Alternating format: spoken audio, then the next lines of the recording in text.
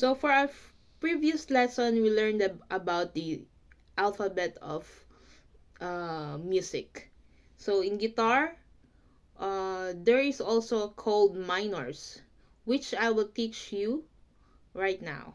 So this is for C. Let's start with letter C. C minor.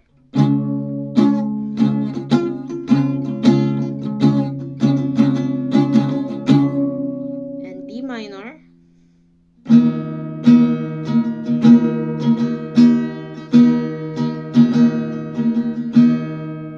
E minor.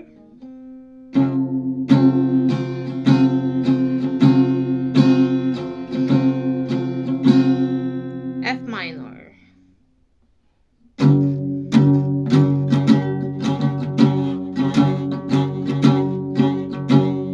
So G minor.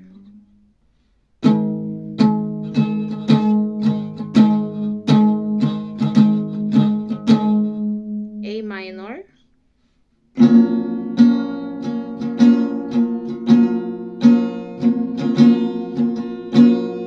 And B minor.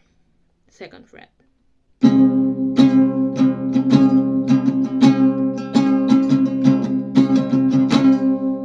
Okay, so that's all you could learn from minors of guitar. Thank you for watching.